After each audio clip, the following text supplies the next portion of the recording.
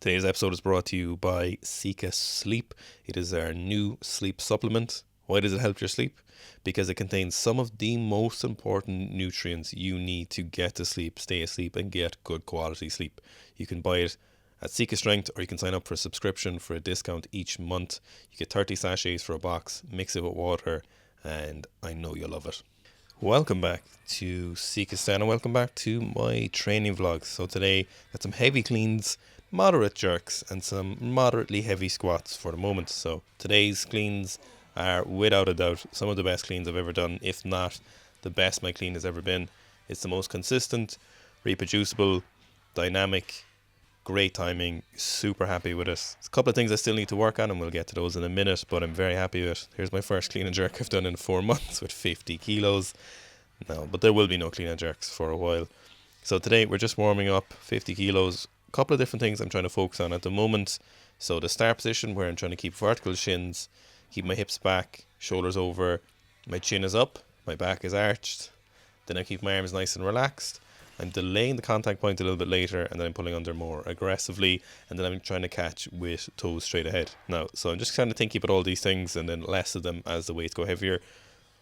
I definitely don't recommend that you try to think about as many things. I'm just trying to overhaul so much stuff in my cleans and get it consistent that, I have a little bit more of maybe an ability, a little bit more of a possibility to concentrate on a couple of different things, as I've been lifting for quite a while at the moment.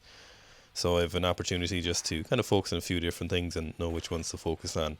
Some of these are less conscious and they're more kind of sequential as the movement progresses. And I think overall I'm quite hitting these things I'm trying to focus on very well. These are things Anton has me working on.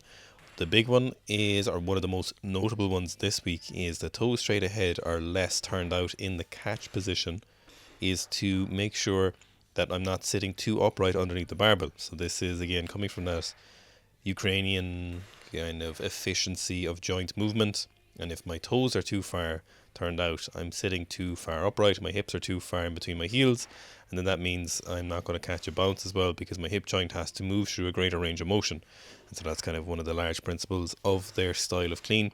I like it a lot. It's hard for me to fix it, but it is something I'm working on, and you'll see these bounces are very, very good. So just a few powers thrown in, and then some full cleans. Rack position is not bad. Anton's not happy with it, but I'm getting slightly happy with it. So this session was just a little bit fatigued. I was hoping to get a bit heavier on the top sets, but it still was a very good clean session nonetheless, and very productive. So a bit too much tension in my arms during the pull on these, which is something that is very difficult to do. So your pull is massively slowed down in the turnover in the second pull if there's too much tension to your shoulders and your arms when they take the load.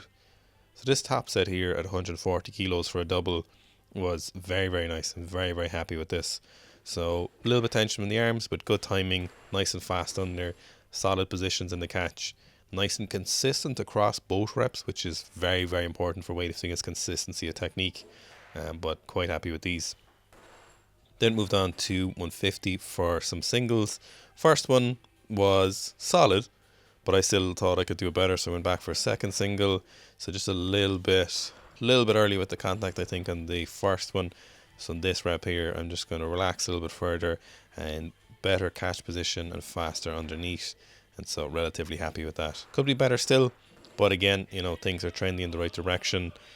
I am very happy with how it's going. I'm just going to keep pushing and keep working with the weights and let things do as the process needs to be. Just keeping process orientated, keep focusing on the next session and where I should be, not where I want to be, and doing the things that I need to be doing. Again, not doing the things that I want to be doing per se. So focusing on what needs to be done, what is the next logical progression on these weights and in these sessions. So moving on then to the behind the neck split jerk. So one of my biggest failings so far in this training block is I haven't been as diligent with my upper body mobility and soft tissue work as I should have been. So I started off with, if you've been watching the vlogs, you'll remember I started off with a lot of effort going into correcting the elbow extension and the mobility issues caused by jiu-jitsu, and essentially no weightlifting for 4 or 5 months, or very, very, very, very little weightlifting. And so it's come back a lot on the left hand side, so the lockout is much better. The right hand side is still a ways from full lockout, and both triceps are quite sore. So it's something that I haven't been diligent with. I haven't been consistent with. That consistency needs to be pretty much daily for me at the moment, and I just haven't been doing that. And it's definitely something I am going to make a better effort, being much more consistent from this, because it does affect those jerks and it does affect the clean. And if I'm in pain, I'm not moving just as fast as I should be. I'm not as free as I should be. I'm not hitting as good positions as I should be. So I am going to hit that a little bit harder, and I have been. So that kind of frequency needs to be upped on that, and I need to correct that. And I'm making a promise that hopefully by the end of next week we'll see a noticeable improvement on this. And I am making a promise you guys can keep me accountable if you don't see a nicer lockout. So moving on then, just a couple of sets at 140. I think I did 5 or 6 sets total of 2 to 3 reps. So nothing crazy heavy, slightly heavy relative to the max I have at the moment of 170, but the jerks are feeling very good. But just trying to get some moderate volume in on these because I wanted to push the squats a little bit more than the last few sessions. So you saw that 200 kilos for 5 was moving very, very well, but in the following 2 sessions I got some kind of illness, some kind of cold or flu or something, and I took a little bit of a hit. The hip flexor pain was actually largely in part, I think, to that sickness, and so my back and hip pain are gone away, which is great, but the preceding squat sessions were very heavy, so I needed to get back a little bit of ground or get a little bit better than I should be at. So just a couple of sets of 140 warm up here. I would like to be gripping the barbell closer on these sets, but my right tricep was, I'm going to say 6 or 7 out of 10, so it didn't make sense to keep aggravating it, so I just widened that grip out a little bit more, although I do prefer that more narrow grip, get a better base of support. So just 190 here, feeling quite heavy, looks grand, but it's just not as good as it should be, considering how fast that 200 moved. So a little bit of hip dominance here when I needed to be quad dominance, and onto 200. So did a couple of sets of 200 for a triple, so just building that volume, but I'm aiming for this session 220 for some triples, and I'll try and reproduce that again later in the week.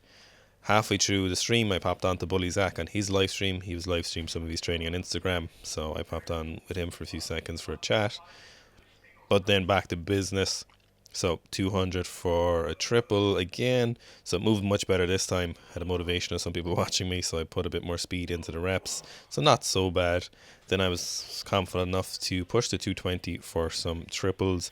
It didn't feel particularly heavy. This felt appropriate for a day where I haven't pushed very, very hard for I haven't given myself an opportunity to recover, so this feels appropriate, so I was quite happy with this. It was 2 triples at 220 after triples at 190 and 200. Not the happiest with the technique, and a large part of that, or the biggest downfall there, was that slightly wider grip. It doesn't look like a huge difference if I was hands within closer, but it does make that difference for those positions. So just need to, again, another reason to be on top of my upper body soft tissue work, mobility. But weights are moving well, and these are the weights that I should be moving. So nothing to complain about majorly. Very good session. It is these sessions that are some of the most important that gets the work done, where you're not hitting PBs or block training PBs or new landmarks, but you're doing the sets you need to do, and this is how you get better, and this is the vast majority of training. You set yourself up as much as possible to get these kind of quality sessions in, so once you then go for that max session, you're ready to exploit it as much as possible. So you get these sessions done, and you facilitate that by doing the other things in your life right, by getting enough sleep, by doing your nutrition right, by doing your soft tissue work, by getting out of your own way, by getting coaching, by getting someone to help you. The biggest thing I find, and the biggest issue with people's performance, is people get in their own way. They don't facilitate their own performance. They block their own performance by doing some things. They make bad decisions. They have their ego in the way. They have their lack of self-objectivity pushing them on the wrong path because they can't make those right decisions. People ask about self-coaching and weightlifting. How can they correct their own technique? How can you program for yourself? It's just not the way, and you're going to slow yourself down, and you're going to waste a long time of training if you